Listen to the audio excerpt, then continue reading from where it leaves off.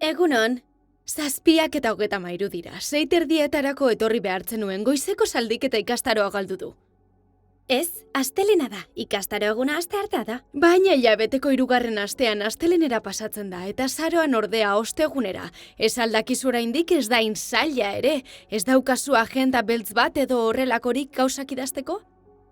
Ardezaket kafetxo bat, mesedez? Ez daukat kaferik etxean. Neu ere posten naizu ikusteaz. Kaixo, tximutxoa, kaixo, lastana, zer moduz, Ana? Ana! Soaz aldatzera bihotza. Zer duanak, zer egin diozu? Argi dago neu naizela beti erruduna. Zer gertatu da? Ez da ezer gertatu. Luke dutxan zegoela gaur goizean, Ana, zera... Deitu gabe sartu da baino gelan. Hori izan da dena, ez zen horregatik ikaratuko, gure familian lehenago ere dutxatu izan gara. Ni berarekin nengoen dutxan.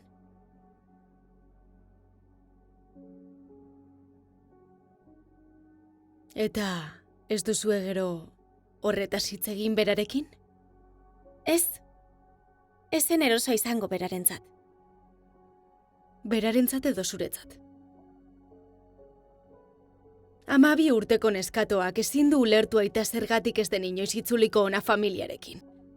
Aita biluzik ikusi du dutxan beste emakume batekin lehen aldiz.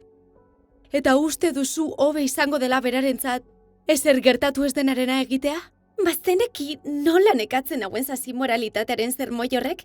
Nik ez dut izan jotak etxortan ari ginenik. Ez ezazurrelako berbakerarik erabili. Inor biluzik ikusten duen bakoitzean berarekin 12 hortuko izketaldia egin behar bada. Hileko 2. asteko ostegunetan egin zuek, nik bizi egin behar dut. Eta nik ez?